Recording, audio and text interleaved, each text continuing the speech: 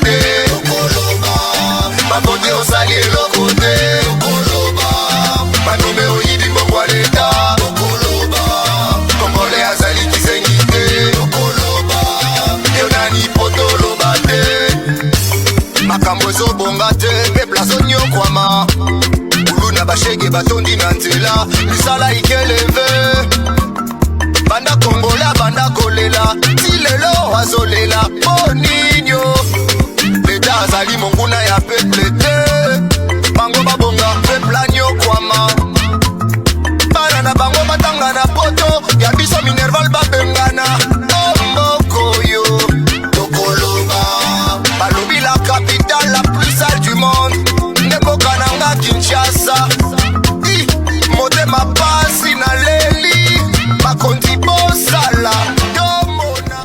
Samedi 13 février 2021, Bayimboka ya Ngumba Kinshasa pe ya République démocratique du Congo totombeli bino botondi et puis boye malamu na Parlement populaire et paiwapi tokuta na kabongo na grand rendez-vous ya actualité politique à travers émission Oyo émission Bayimboka le peuple d'abord ya mokolo lelo bande ko ebele ba kolandango na ba bureau na bango na bandaku na bango bisika biso tout bazali pe na ensemble ya Ngumba Kinshasa pe ya République démocratique du Congo ezali na Bayimboka o bazali bongo libanda ya mboka na États-Unis d'Amérique na France na Paris na Belgique partout na 4 coins ya monde ba kolanda bongo le peuple d'abord ya mokolo ya lelo boye ba ete na kozala bongo ngai mokote na plénière ya mokolo ya lelo na kozala bongo na ba honorable oyo bopesa bongo ba voix na bino po na baya kolobelela bino population par rapport ya makambo nyonso tu ekolekana na kati ya mboka.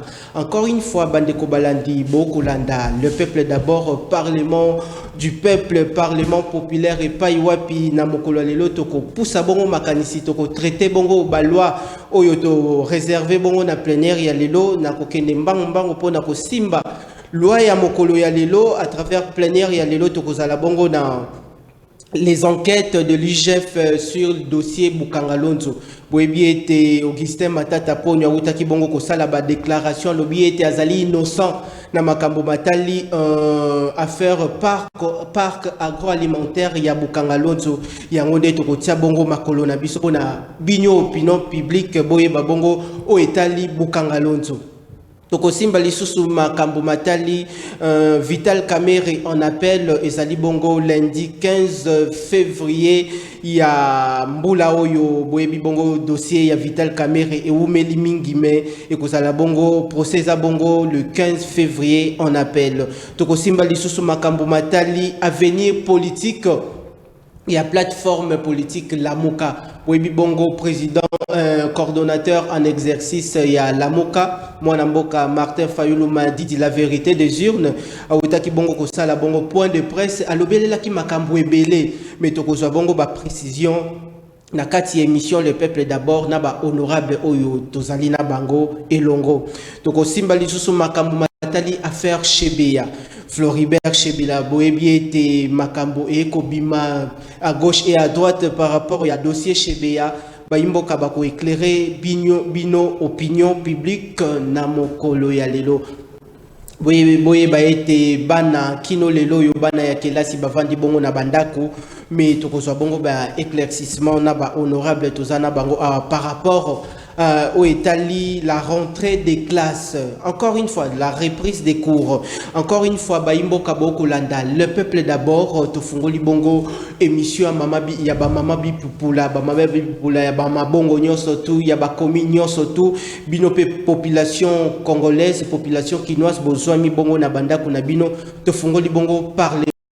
Ya mokolo lelo et pas yoapi plénière ya mokolo lelo to yambeli bino ba honorable bazali misatu mais moko azali bongo na nzela kangami bongo na embouteillage na kokende bongo mbango kokutana na mwana mboka honorable Michel Mangala wazali bongo communicateur ya lingomba politique Lamuka et puis azali bongo président ya éveil populaire mwana mboka Matondo et puis boye malamu na parlement populaire. Matondo na weyo ndeko na wesh matondo na co-débatteur na ngai matondo ebele epai ya population congolaise oyo bakozwa libaku ya kolanda biso na ngonga oyo. Matondo na yo mwana mboka. Matondo na yo mwana mboka Michel Mangala, boyebi ete honorable Michel Mangala zali bongo communicateur ya plateforme politique Lamuka et puis azali président ya éveil populaire. Na kokende bongo epai ya mwana mboka Emmanuel Kalala azali bongo président provincial Kinshasa ya Nena la voix du peuple ASBL. Mwana mboka Matondo na yo liboso ya ba mama bi popula bazio occasion ya kolanda yo. Matondo Richard Nawej, matondo mingi na balandi ya Kinactu, matondo mingi na bakongole nyonso bipa nyonso bazali toza présent potolo bela makambo oyo etali mboka. Tozali bongo présent pour na kolobelela makambo matali mboka me bandeko balandi bokolanda le peuple d'abord. Tokofungola plénière ya mokolo lelo en dehors ya ba grand sujet d'actualité au tokolobela mokolo lelo mais to simba bongo o ezalaki bongo événement et salema kilobi vendredi organisé par l'ONG Kokoliko, ONG ya lutte contre la corruption et décerna ki bongo prix ya mérite na mwana mboka au nom de toute la presse congolaise et pas ya mwana mboka Flavien Roussaki a mérité bongo prix d'honneur na ONG ya lutte contre la corruption Kokoliko Tolandi pona tozonga tofungula plénière ya mokolo alelo avec ba honorable o tozalina bango na mokolo alelo Tolandi. Dans les soucis de lutter durablement contre le coulage de recettes, les détournements des deniers publics, l'enrichissement des capitaux en RDC, la Kokoliko a organisé une cérémonie à double objet dont la publication du rapport du lanceur d'alerte et des remises des diplômes de mérite aux acteurs des différents secteurs de la vie nationale. Motif de satisfaction pour les différents lauréats. Je vais féliciter la coalition des ONG ici en République démocratique du Congo qui lutte contre la corruption. L'honneur est pour moi, pourquoi? Parce que vous le savez, c'est un combat que nous avons mené. Quand je dis nous, c'est-à-dire toute l'équipe qui accompagne le magazine Tokundola. Nous avons combattu l'ancien régime, vous le savez, les antivaleurs de l'ancien régime. Nous continuons à combattre jusqu'à aujourd'hui les antivaleurs parce que vous le savez, ceux qui sont au pouvoir, deux fois, ne se comportent pas selon l'entendement de la population. Lier l'utile à l'agréable, c'est ce qu'on doit retenir de cette grande cérémonie. La réaffirmation de Kokoliko a travaillé pour actualiser son programme de contrôle citoyen, le renouvellement de la confiance Kokoliko à la mission du président de la République, la motivation de lanceurs d'alerte et reconfiguration de Kokoliko à travers les activités nationales. C'est aujourd'hui que Kokoliko a remis à tous les coordonnateurs provinciaux les outils du travail pour démarrer le travail des contrôles citoyens à travers la République démocratique du Congo. Donc aujourd'hui, nous comptons beaucoup sur le chef de l'État. Nous lui présentons tout notre soutien. Il est important d'épingler que cet événement a connu la présence remarquée de plusieurs personnalités, entre autres le sénateur, le député, le membre des confessions religieuses et tant d'autres. Matondo Nabino Longonia Ndeko Flavien Roussaki, président ya Parlement populaire à Outaki Bongo Kozwa prix bongo diplôme de mérite pour la année 2020 au nom de la presse à travers émission na Ndenge Akobunda toujours na domaine journalistique Ndeko Flavien Matondo et puis Mbote Nayo. Lelo parlement mokolo lelo pe plénière à mokolo lelo ezali bongo assuré na mwana mboka Richard Nawej vice-président ya parlement Ndeko Michel Mangala avant tokota bongo na ba vif ya ba sujet na biso to réserve ki na mokolo lelo ba impression na yo par rapport ya diplôme de mérite et pas ya mwana mboka Flavien. Oui, Flavien mérite parce que Moussala Naye, peuple congolais et biango, Azosa Moussala Naye Ndenge Sengeli, sans tendance, et ceux qui à côté de Moussala, malgré que azali cadre au sein d'un parti politique au Yébani, mais tant qu'on a musala na ye alongola étiquette, étiquette wana amichaka penza na po ya journaliste. Donc même dans ces questions, même dans ces interviews, vous sentez que Aza penza juste millier. Donc Ndeko Flavien a mérité, n'a félicité hier, a continué ndenge amesana kusa. Mais elo moko nalingi ko pengle pour na c'est un ONG non non Kokoliko ONG coalition ya ba ONG ya lutte contre la corruption. La corruption, oui. Ce que je voulais dire, bazala na centre, basala musala pour na intérêt à peuple, basala musala pour na petit peuple qui souffre, mais basala musala te pour na sentiment, pour soutenir l'insoutenable. Parce que ce que nous sommes en train de constater aujourd'hui, les ONG. Non,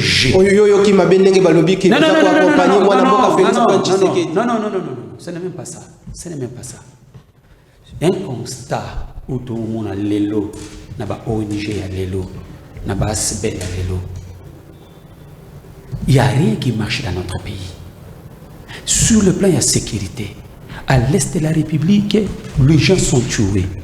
Sur le plan social, le peuple ne se retrouve pas. Sur le plan économique, ça ne va pas. Le pays va mal. Mais ce que nous remarquons, les ONG sont dans des sentiments. Les ONG soutiennent, je ne sais pas, qu'est-ce qui anime les gens? Non, nous ne pouvons pas être dans des intentions. Nous devons être pratiques. Qu'est-ce que notre peuple vit aujourd'hui? Comment se présente la République aujourd'hui? Est-ce que la République marche bien ou ça ne va pas? Non. Toko kolingate que tu banda ko colorer makambo là où ça ne va pas. C'est ce que nous sommes en train de constater aujourd'hui. Le pays ne va pas. Le peuple sont tués. La souffrance, la misère est partout. Mais nous voyons les mots papes en train d'acclamer, en train de dire n'importe quoi. Donc, comme si tous on a pensée unique. Tous on a besoin de lignée moko. Ceux qui ont passé à vie contraire, au commis Moutumabe, au commis aîné, au commis Moutemamabe, ainsi de suite. Mais de l'autre camp, de l'autre côté, les pays ne tournent pas. Alors, est-ce qu'on peut avancer comme ça? Et Zali conseille, moi, qu'on a opé ça. Matondo na yo mwana mboka Michel Mangala na ndenge fungola ki parenthèse en face na yo co-débatteur na yo azali pe membre ya société civile mwana mboka Emmanuel Kalala to uti bongo kolanda bongo ba image ya cérémonie ya remise des diplômes na epai wapi ONG Kokoliko et remetaki mwana mboka ndeko Flavien na cheval de bataille na ye a ko lembate toujours ko bunda ba impression na yo.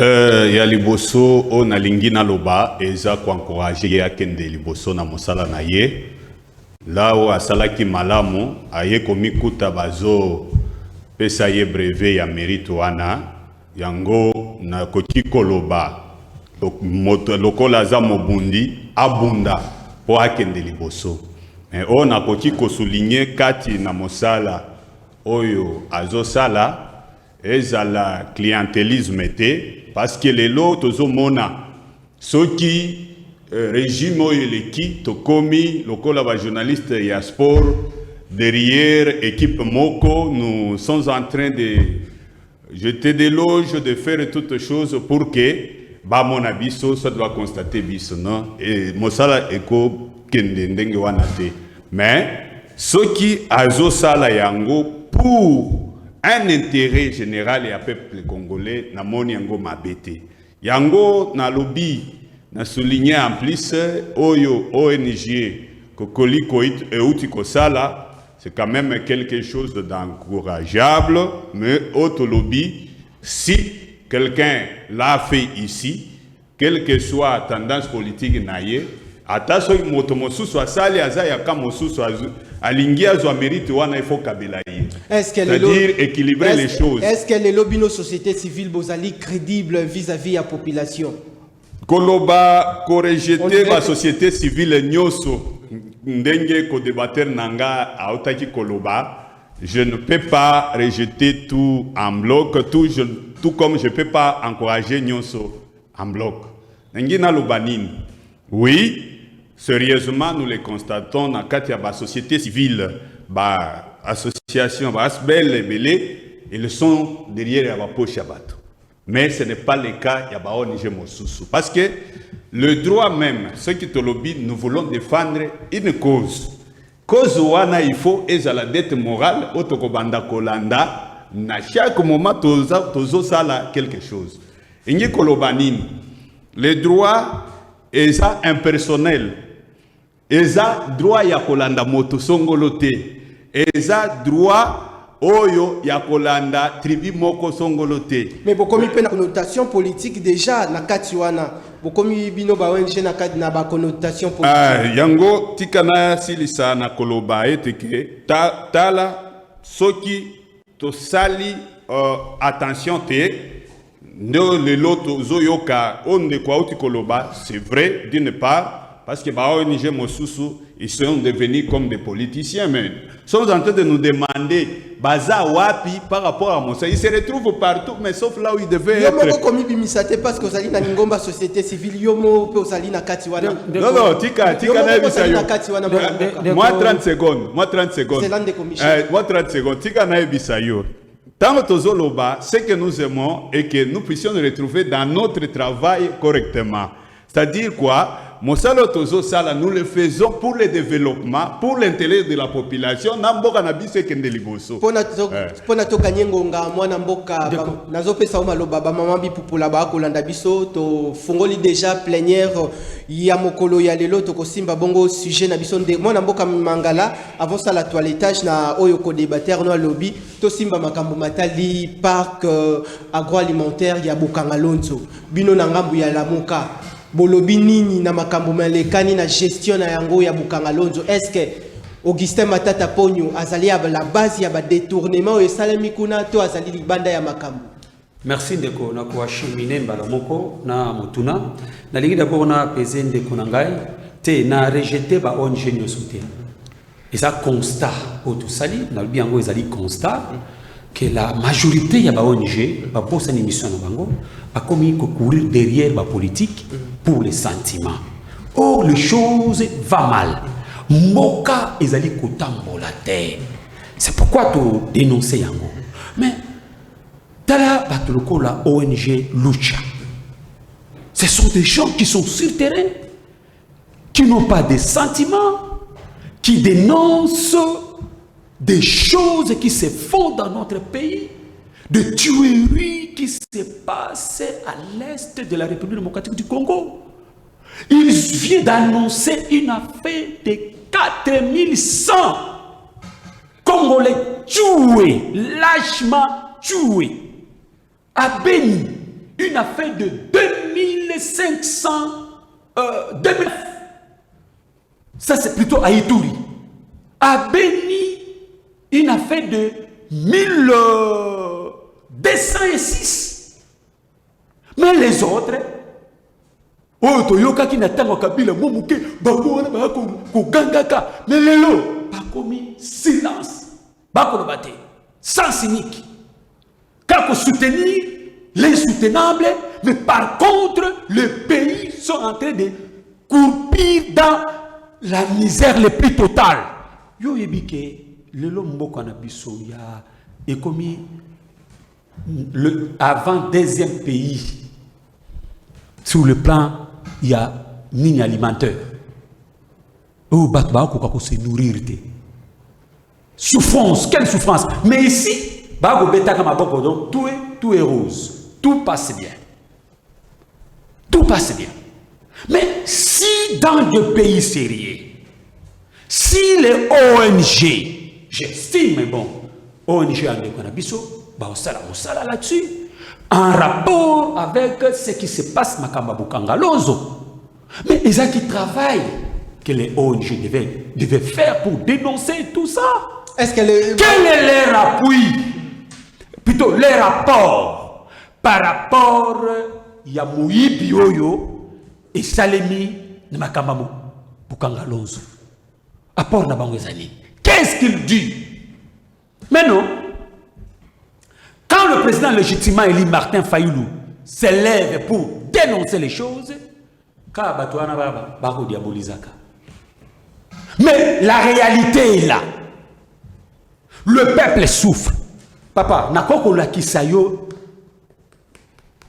nini mokoza koleka na kata ba réseaux sociaux, vidéo mozori kana kata ba réseaux sociaux.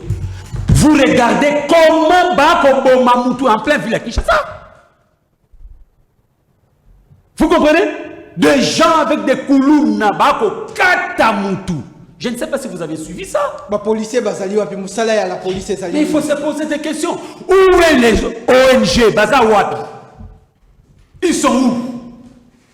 S'ils ne sont pas derrière les hommes politiques, derrière le pouvoir, pour que Baba Pesa Bango Misolo, mais non. Écoutez, aimons notre peuple. Instrumentalisé pour les Bazali Misolo, il y a financement, il y a un courir derrière la politique, mais mon frère, ils sont derrière le politique pour l'argent. Je peux dire ça comme ça. Nalingi Koloba, parce que si Otali, la majorité y a ONG, ils sont peut-être créés par tendance moko politique, peut-être par un leader politique, Oyo a créé à Yango, et aujourd'hui, parce que le leader Ouana a basculé vers l'union sacrée, alors ma bosse du peuple, il continue toujours à faire cette logique.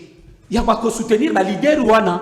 Oh, la mission de la société civile, c'est défendre le petit peuple là qui souffre. Dénoncer les choses si les choses ne marchent pas. Mais le lot, que nous avons ONG Ouana, nous avons tout ça. Filimbi Loucha. Non, Loucha crée la différence. Filimbi, ça va. Non, je ne vois pas les actions de Filimbi. Parce que nous sommes des observateurs. Ce qui se passe. Mais par contre, notre peuple, sur la situation. Donc, il s'était. Comme il y a des à côté. Mais par contre, les constats sur le terrain, il y a la souffrance de notre peuple. Vous pensez que par rapport à l'affaire Bukanga Lonzo, il fallait qu'il y ait ONG accompagner. Mais c'est ça le rôle Nabango. Il y a eu des détournements des biens. Il y a eu l'argent de la République au Ebima pour que Bassala Bokangolon Zoana, pour que résoudre le problème social de notre peuple. Mais, Mbongo la République au Ebima, le bien que la République avait acheté, au contribuable congolais, Bakata Kabango Ndam Ndam, ils ont acheté des machines, ils ont acheté des matériels pour que va mettre en go et créer social il y a peuple pour que le peuple se retrouve. Ba matériel est bunga. Mais les ONG devaient se lever pour dénoncer et demander même à la justice pour que ba landela likamwana vers la fin. Mais on s'était. Mwana mboka matondo na yo mwana mboka Michel Mangalande ko Emmanuel Kalala bino banga ba ya société civile on dirait ba politique wana ba ko lié sabino toujours misolo lelo na moi bokoya boyelié ko lo langage mususu devant population mais na butu bino wana boko landa ba politicien pona kozwa misolo na bango et puis ezali na sous connotation ya ba parti politique lelo bobongwani bokomi ba ONG par rapport à affaire Bukanga Lonzo IGF lelo azako enquêter mwana mboka Augustin Matata Ponyo par rapport à gestion na durant mandature ya Ndeko Kabila par la responsabilité na bino ba ONG sur l'affaire Bukanga Lonzo ezali nini yango d'abord nalingi moi mokena répondre Ndeko nanga soki na Congo oyo Batoyo Wabandaki ko dénoncer des tueries à l'Est, les ONG ont contribué à grande partie. Et c'est-à-dire ONG, ONG Kokiko Sala Yangomoko, tout comme Kokiko Sala en synergie. Ingi Kolobanini, to Sangani, ONG, to Pesi rapport. La plupart, il y a des rapports au niveau international, ce sont des ONG qui ont contribué. À Talelo, au Moni Bamisuso Kangabango na France, ce sont les rapports des ONG. Ce qui est dans Monisco, la plupart, il y a des mémos. Il y a des ONG, Oyo, Pesaka, à chaque moment, tu constates ceci, cela, tu constates ceci, cela. Mais sauf que, à côté comme Mokumba, il y a retard à la justice Nabiso, apesa yango ba ONG wana na boy. Est-ce que le problème tika nazoloba. Le problème est la justice na biso. Justice na biso ezotambola ndenge nini. Tala kaka soki régime mokoye, la justice devient l'appareil de ces régimes là. Nde danger tozomona na mboka na biso. Yango soki ONG sali ba rapport. ONG et qui sur le terrain, ça libre marche. Et qu'il n'y a pas quelque chose qui se fasse. Ce n'est rien. Donc, c'est à niveau de la justice qu'on se saisir dans le dossier. Même dossier, Tozo Lobela ou Yabukangalons. Ce dossier n'a pas commencé aujourd'hui. Déjà, au moment où IGF pas enquêter. Si l'IGF commence aujourd'hui, ce n'est pas l'IGF. Ce dossier a été demandé depuis longtemps par les ONG. C'est depuis longtemps. Mais la justice n'a pas eu à faire son travail. Il y a un problème. Le premier problème, c'est quoi? On a aussi Koloba. S'il y a un régime dont la justice n'a que le choix, il y a Kolanda. D'ailleurs, demandez-vous. Soyozo Mitoun. Et ça, chef de l'État, né aza magistrat suprême. Et soyoyi makambo wana. Tango chef de l'État Koti Koloba, non situation wana botique. Pourquoi ça? Que fera la justice? Les magistrats qui sont nommés par lui et révoqués par lui. Et ne sont bazar et devable tel bosonaye. Ndo boso mona makambo tango régime mokoye omoni ba magistrat nyonso ba komi confondi na situation. Mwana mboka Emmanuel Kalala ba mama bipupula ba kolanda biso na ngonga par rapport ya ba loi ndenge bozo traiter yango à travers plénière ya mokolo lelo. Mais quand un peu ko éclairer les sous public parce que na monyo ndiro manioli malamuté. Bino ba ONG. Est-ce que justice ya mboka nde muto eza ko étouffer ba rapport au ko sala to régime ya Kabila nde muto étouffa ki bino toté état des droits ko bénéficier ngoté jusqu'à présent. Oui, oyo nalingi na yebisa yo kolanda na mboka na biso ndenge zo tambola, nous sommes partis de la dictature à la démocratie. Bon, pour la première fois, il fallait instaurer la démocratie. Nous sommes primaire, nous kolobanini. Donc, ezabato bazui eloko nano ba travailla des sites. Engi kolobanini. Lorsque nous avons eu la démocratie, batonyos baoze la toko malelo lokola France, lokola ba pays oyo et avancé na démocratie. Mais attention lelo tozo mona France ndenge zali, tozo mona ba pays mosusu na démocratie na bango, c'était sur base d'une évolution. C'est-à-dire oya liboso aye Atie Pierre Naye, ya mosusu ya kobakisa. Donc c'est une suite logique. À chaque moment nous évoluons avec un régime, il faut qu'il y ait quelque chose de nouvel. Matondo na yo mwana mboka Emmanuel Kalala ndeko Michel Mangala. Par rapport ndenge ndeko Gilles Alingeta fongola ki ba enquête na makambo matali gestion ya Bokangalonzo parce qu'à lobby il y a des normes détournement na kati ya dossier wana. Est-ce que Matata Ponyo azali à la base ya ba détournement au esalemi na Bokangalonzo?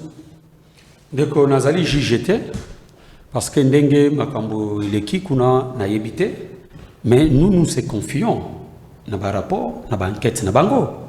Mais nous voulons la justice, la vraie justice. Non justice en double vitesse ou justice à deux poids deux mesures. Justice c'est riche, non justice c'est pauvre frère. ce que nous demandons.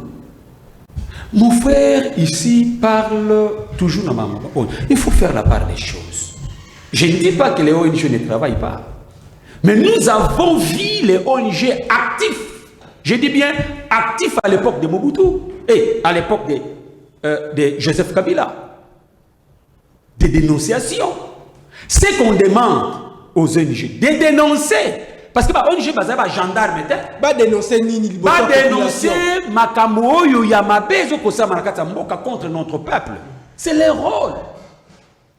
Il ne faut pas dénoncer. Baza ba défenseur du peuple. Bango ba ko militer pour pouvoir aider. Mais ba ko militer pour le bien-être social du peuple.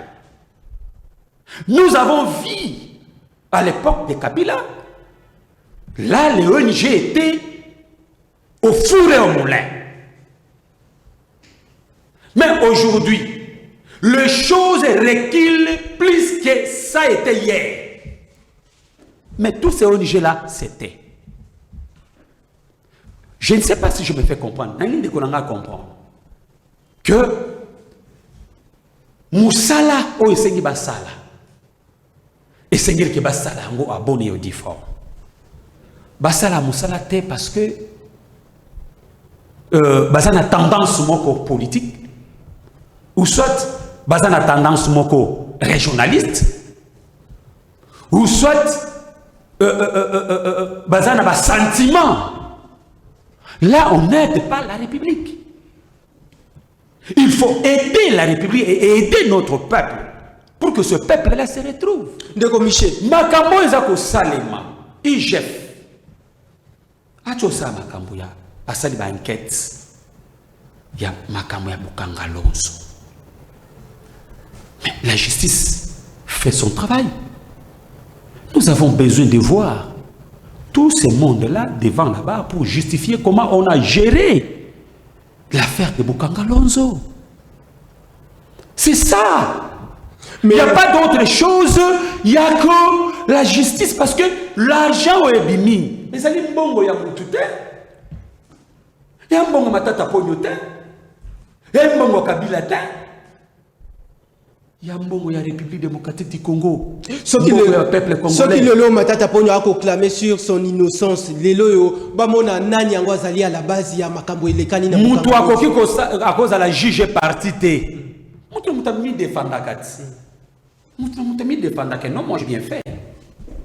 Mais on va savoir ce qui est innocent. N'est-ce pas? Justice a été caillé de ça parce que c'est lui qui était le premier ministre. C'est lui qui gérait ça. N'est-ce pas, c'est lui qui gérait? N'est-ce pas, c'est le ministre aussi, à secteur qui gérait? Qui était son chef? Ministre, secrétaire, en géré. Nana qui chef naï. Nous avons le droit de savoir. Hier, il y a un élément de preuve naï. Voilà que Moussala Toussala qui, élément de preuve naï a déposé. Et les juges ils sont là pour savoir ce qui est innocent. Mais problème, c'est que nous voulons. J'ai bien dit ici, mon frère. Tolingi justice, il y a solo. Le vrai justice, non, il y a deux poids, deux mesures. Non, justice, il y a riche, puis il y a pauvre, mon cher ami. Et là, comme M. Sezali, on dirait IGF Fango, Bandekwebele, croire ma capacité, na banquette, on dirait Azali peut instrumentaliser quelque part. Pensez-vous que le IGF peut Azali crédible à la population par rapport à la banquette à Akosala? Mon cher, acte, bango ba opposé. N'est-ce pas? Acte bango va opposer et commettre bango à ni devant la population. Si réellement on va sala musala ndenge sengeli ou soit ba sala musala na sima ya kanyaka ou soit bazo zoba injonction. Vous comprenez? Donc c'est qu'à mon niveau, ce que je peux demander. Peuple n'a pas si bango confiance. Mais bah ça la musala pour intérêt à peuple. Mais ce va couper au sala musala pour intérêt à l'individu parce que cacophonie mon copé ça les maquille hein. Pour la question ya makambo ya Covid hein, avec le ministre. Mais jusque là ton moni évolution mon côté n'a fait. Ton moni comment va Covid pour la question wana. Ah ça reste à désirer. Biso c'est que est-ce que Zali Pone était ni Longondo Zali ministre ya Lingomba ya cash? Mais c'est cette question que nous devons nous poser. Pourquoi Beti Monoko? Pourquoi Beti Monoko? Pour la Likamboana. Abeta ki Monoko pour la Likamoni. N'est-ce pas? Yango Tolubi. Que oh nyosuba au sala. Bakanisa ke teke notre peuple les a dit. Nyosuba au sala. Et comme on a un liboso ya peuple. Le lot. Bakoki ko sala mabe parce qu'il y a un pouvoir et ils ont protégé Bango. Oui. Mais lobby. Pouvoir ya solo et kuya. Matondo. Pe ba yebake mis moto na moto. À cause de la comptable na ba acte yemo kwa zali ko poser. Sauf qu'il le va ko bomba na sima ya pouvoir moko parce que ça ko protéger Bango. Mais lobby ba congolais conscient ba ko ya pour ba mettre du sérieux dans l'affaire publique à l'État pour que mboka oyo itambola. À ce moment-là, vous allez comptable devant ça. Matondo na yo mwana mboka ndeko Emmanuel Kalala avant bandeko balanda bongo ba mama bipupula ba cause la bongo image ya affaire Chebea mais to zo bongo makanisi na yo. To uti bongo kolanda ko débatteur na yo Michel Mangala ndenge apusi makanisi na ye. Lelo yo est-ce que population na koki ko croire na mwana mboka Gilles Alengete na musala oyo akosala au nom de l'IGF ndenge aza ko enquêter. Problème mususu ezali on dirait IGF a akosala musala na ye a ko déposer ba rapport mais on dirait pe blocage ezali côté ya justice na ba rapport nyoso tu misala o nyoso tu IGF fasali bino ba observation ni bosali. Yango nalingi na landa muke et puis na koya na situation na question outi ko poser nga. Oyo ndeko na biso ko débattre na biso sur le plateau a outi koloba sur les associations à la défense des droits de l'homme ASBL Mosusu. Oui, d'une part il y a une vérité et d'autre part Tolobi c'est eza bango nyosote. Il y a les bossos, s'il faut nous critiquer, c'est pour nous permettre de bien travailler, d'améliorer et d'aller de l'avant. Lokola yo moko po ndimi yango awa baninga na yo ya ba ONG ba ko tala o ba ngope bandima ke na yango na invité ba ONG de se retrouver là où esengeli bazala. Biso toza ba politicien te. Toko bakoki komema biso na banzela politique te. Tolia mbongo abato te, to sangana bino moko na ba moyen na biso de bord. Tout ça la mosala pour développer mboka na biso pour défendre notre population. Le pays a besoin de gens honnêtes comme de tels messieurs. Ça c'est la réalité. Si mon frère, pardon de Konabi que j'attends l'antenne, si les gens sont conscients que le pays va mal et que nous travaillons tous ensemble dans l'union pour sauver la République, pour sauver notre pays, sauver la nation congolaise. Mais si nous sommes dans des sentiments, les choses ne vont pas marcher. Matondo na yo ndeko continuer. Yango na lingi na zonga na motuna oyo ya ba inspecteur ya IGF. IGF eza institution ya mototi ya mboka na biso République démocratique du Congo. Mais ceux qui tozomona yango bon la présidence de la République. Bon, ezo konzama na présidence de la République. Yango tolingi to silinye likambo moko. Est-ce que le problème ya IGF? Est-ce que zolanda kaka bato moko? Parce que lelo ezana makambo ezo salem. Lelo makambo ezo salema na ngina lobanini. Na kati ya coalition o eutaki kokweya FCC cash. Bato ya FCC basalaki, bato ya cash basalaki. Na ba institution wana. Mais ce qu'on remarque beaucoup plus, eza kaka soit bato ya FCC, bao basalaki, bao bazosala, soit bato basalaki na Kabila. Donc ba loi ya IGF ezo kwela kaka bato wana, ça ne sera pas une justice. Ndeko débatteur nanga auti ko souligner point moko otozo peine jusqu'alors c'est la kati ya ministère de la santé entre ministère de la santé et les docteurs oyazana équipe ya riposte Muyembe. Qu'est-ce qui se cache là-bas? Nous sommes le pays oyo na monde parmi ba pays oyo eza na taux ya mortalité oyo eza nase makasi. Donc jusqu'à aujourd'hui tu atteindre na 1000 décès. Mais tozonyo quoi. Donc santé ezotambola on dirait elongo moko na politique. Tango ba moni ke enveloppe ya kofuta ba enseignant malamu ezate tokwe na couvre-feu tokwe na ba mesure ya kopekisa bana batanga. Ce n'est pas ça.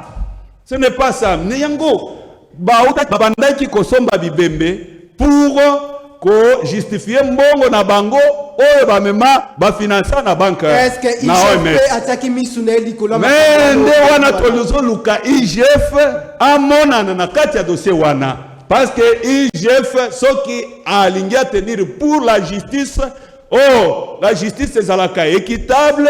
L'équitabilité tozo luka c'est pour que oyo nyonso azala ya tribu nini tribu ya banani soki asali mabe elle se retrouver devant là-bas ndo tolingi mais IGF tozo remarquer likambo wana soki ba ko corriger d'accord s'il ne corrige pas n'empêche pas que ba inspecteur wana lobby kuna et aussi se retrouveront devant là-bas. Matondo na yo mwana mboka Emmanuel avant to simba bongo makambo oyo mwana mboka Martin Fayulu alobaki na point de presse na ye to swana no makambo matali affaire Chebeya. Bwebi bongo ndenge dossier mikolo yo ekomi mbilinga famille ya Chebeya balobi il faut bakende bongo en justice na ancien président ya République démocratique du Congo mwana mboka Joseph Kabila Kabonge. Mais tolanda bongo na niveau ya régie finale Richard Machita balancé les bisona no image ya mwana mboka Chebeya et puis tozonga bongo pona tozwa bongo makanisi ya ba invité ya le peuple d'abord ya mokolo lelo tolandi. L'arrestation du fugitif le major Kessiongo en septembre 2020 était considérée comme le point de départ du rebondissement du procès de Floribert Chebeya. Un nouveau rebondissement en ce mois de février a surgi une révélation de nos concerts de Radio France Internationale. 2 policiers ont admis leur implication à cet assassinat. Ces révélations font état de mort par strangulation et étouffement. D'après les témoignages, la ferme privée du général John Numbi Benteke, appartenant désormais au général Djadija. D'après les témoignages, la ferme privée du général John Numbi Benteke, appartenant désormais au général Djadija, a été désignée comme cimetière où serait enterré Fidel Bazana. John Numbi est accusé d'après le nouveau détail comme le commanditaire dans ces procès. De son côté, l'ex-patron de l'ANER et proche de l'ancien président Joseph Kabila clame à l'innocence. Aujourd'hui, ce n'est plus simplement la famille biologique de victimes d'assassinats qui demande l'implication des autorités pour le rétablissement de justice. L'on compte présentement plus de 30 organisations non gouvernementales de droits de l'homme qui exigent que la justice soit faite pour Fidel Bazana et Floribert Chebeya. Matondo Nabino Bamama Bipupula Bokolanda plénière ya mokolo lelo parlement populaire et paiwapi ba honorable ba ko poussa bongo makanisi ba ko traiter bongo ba loi auto réservaki na mokolo lelo bazali bongo ko élaborer bo uti bongo kolanda affaire Chebeya Floribert Chebeya Nabatu oyo bayebi ete azalaki bongo directeur exécutif ya ONG La Voix des Sans Voix. Et puis akufa kibongo elongo na chauffeur nae Fidel Bazana mwana mboka Michel Mangala avant to simba bongo makambo matali mwana mboka Martin Fayulu par rapport au point de presse eloko nini bombani na affaire Chebeya ndeko makambo to koloba d'abord yeko sa pasi parce que libota ezangi tata famille ezangi ndeko mwasi azangi mobali baninga bazangi camarade pasi bana bazangi papa mais bato yo bazali ko na enquête oyo euti ko salima et pas ba confrère na bino ya RFI la justice devait se saisir de la question. Jusqu'à présent, Nayoki, même les ONG Nabiso, depuis la révélation, Nayoki a ONG Mokote. Bakola toujours Pongi. Nayoki a ONG Mokote. Même il y a Ndeko Nabiso Azali Pembe. Même la voix du peuple Pongi, Bakola là. Personne n'en parle. Mais il y a des questions graves. Écoutez, la justice de notre pays est où? Donc, nous pouvons dire qu'il y a injustice des riches et injustice des pauvres. Donc, famille à Chebeya, Bango, Bakoki ko zala soulagé te, baye banani oya boma, papa na bango? Non. Pourquoi dossier la muki kaka na tango ya mwana mboka Félix Antoine Tshisekedi lingi oloba ete état des droits et ko sala musala na yango? Ndeko ezali likambo ya ko lamuka te parce que depuis même Kabila Fandaki maloba oyi bandaki koloba. De jour en jour, toujours connaître ba révélation na ba révélation. Mais ce qui est important c'est quoi? Esa question moko très grave, la révélation moko très grave et sérieux. Pour des raisons d'enquête, la justice devait se saisir de cette question.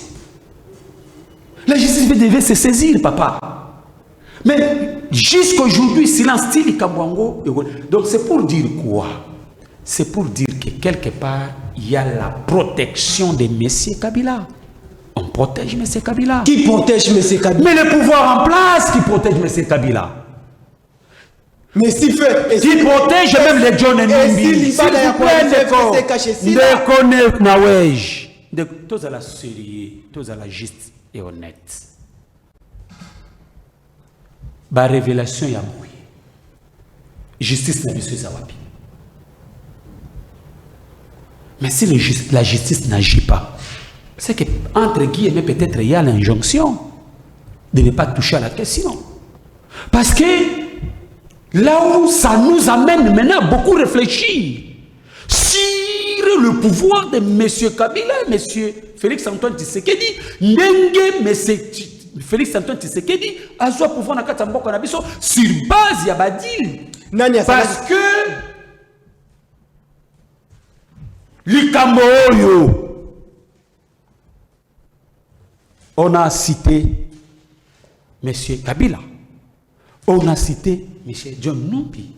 On a cité les autres. Djadidja.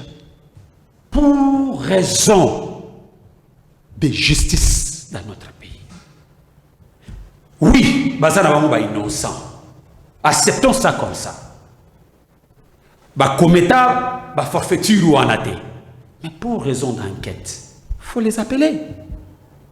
Pour que chacun appelle sa moyen de défense. Est-ce que justice qu'il y a Mboka Congo et Kobanga mais Bako Banga ndeko sala yango. Bako zelaka bayo ka Michel Mangala alo balika moko boye pour que baya kwa kwela likola Michel Mangala. Mais pourquoi justice et Kobanga Kobengisa mwana? Ah tuna bango te. Tuna bango kende ko tuna bazuzi pona ni ba se saisir na question wana tete tata. Kabila a pesé kino lelo na édition boye. Kende ko tuna bazuzi.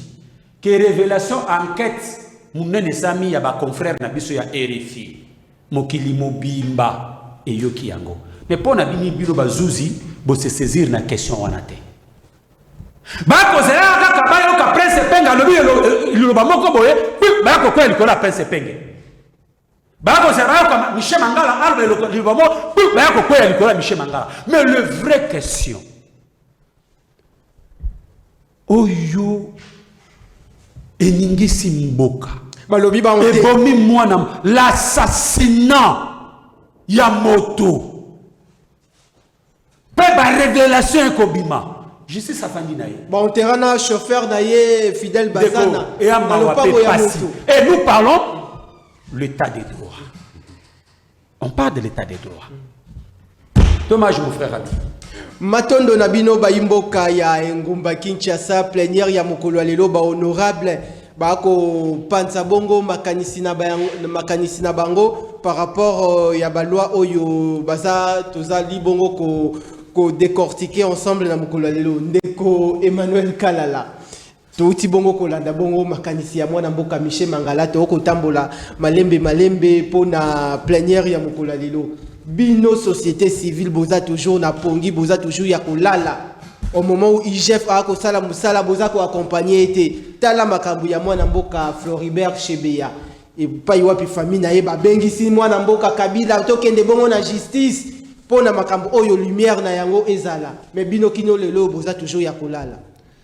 Bon, lelo nalingina lo batoye na bar ya tribunal te oyo to biso société civile to ko samba non. On nalingina souligner zani. Ne rejetez pas faute ya o ya qui de droit ya ko juger bato wana ya kolanda procès wana sur la société civile. Biso toza na otokoki kosala to se limiter quelque part.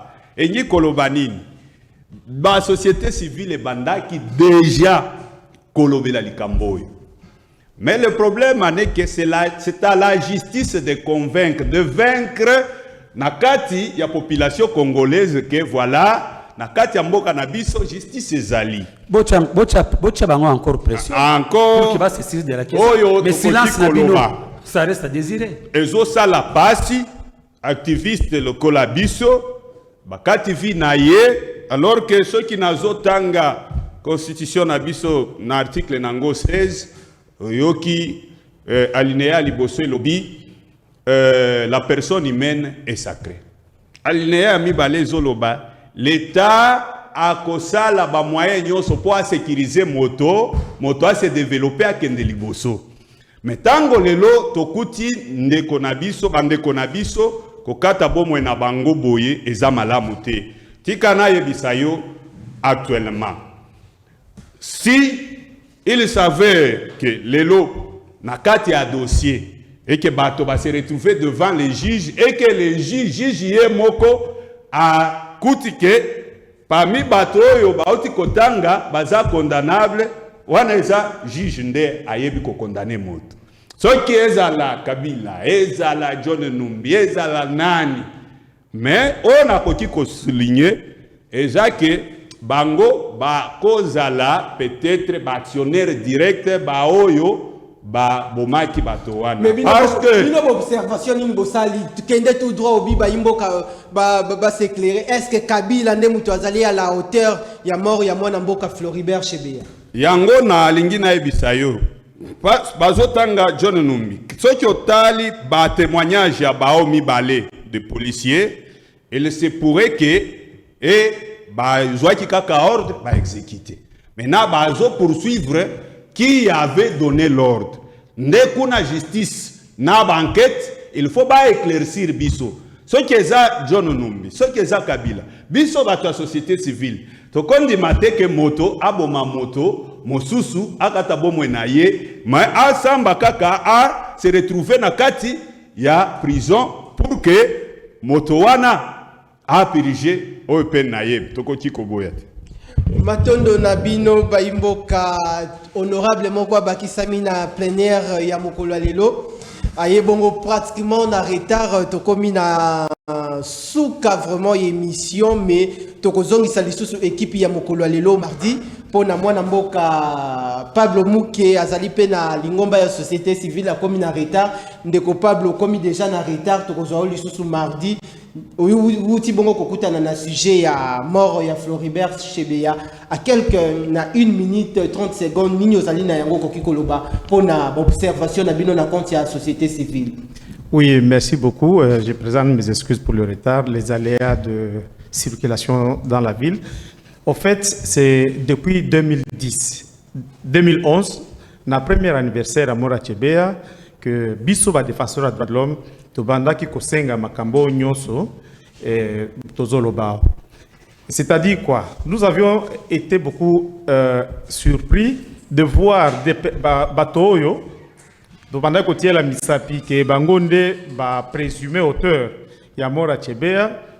Na kati ya procès bazala ki ba renseigner à procès de lokola makambo oyo e bandi lisusu to sengi na ba autorité judiciaire ba mener banquette lokola ndeko na biso awa ya société civile à Haute Koloba que ba mener banquette bato ba si ba se prononcer bati ya bango liboso ya nani ya juge pour que toye ba vérité parce que makambo ndenge le cas qui biso nyoto zala ko se poser question et pona nini bato tel ba kuba sala lingomba ya ko mettre fin na bomo ya moto. Voilà en bref ce que nous voulons dire. Mais que tout ça soit dit, nous comme défenseurs des droits de l'homme, acteurs de la société civile, toza ne loko mon côté ya kobakisa.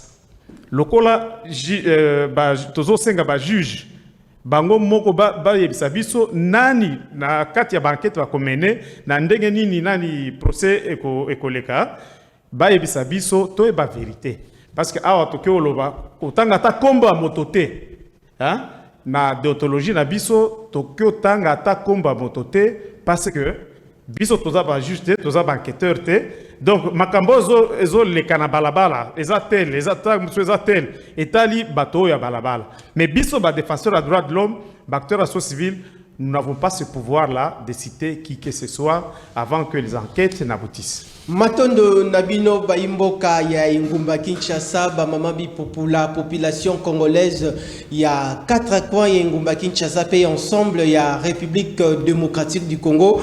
Le peuple d'abord à travers Parlement populaire il y a Mokolo lelo na to comme déjà na suka mais ba si j'ai mususu etikali vu ndenge to banda qui est un peu en retard beaucoup soit encore équipe oyo beaucoup retrouver ngo mardi ya semaine prochaine na yambela kibino honorable Michel Mangala azali bongo communicateur ya plateforme politique Lamuka et puis azali bongo président elingomba politique éveil populaire tozala ki bongo na mwana mboka Emmanuel Kalala azali bongo président provincial Kinshasa ya Nena la voix du peuple ezali bongo ASBL ya droit de l'homme et puis honorable mwana mboka Pablo Mouké azali bongo expert en bonne gouvernance et en justice transitionnelle. Matondo Nabino pour dans sens Nabino ya disponibilité et puis grand merci na équipe technique où travaille bon na mokolo lelo pour na bonne réalisation. Il y a le peuple d'abord. Matondo na yo mwana mboka André Mabouisha Lumanisha na Bosanité ndeko Flavien Rosa Kito Kondola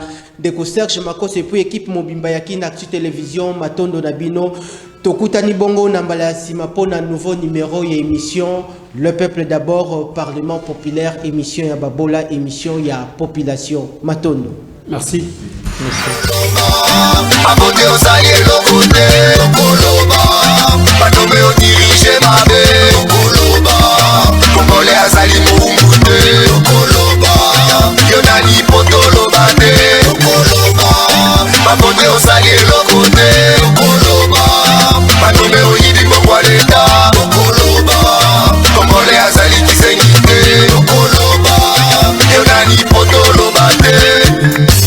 Makambo zo bonga te, pepla zo nyokwama Uluna bashege batondi na nzela, misala ikeleve Banda kongola, banda kolela, tilelo azolela, oh ninyo Leta azali monguna ya peple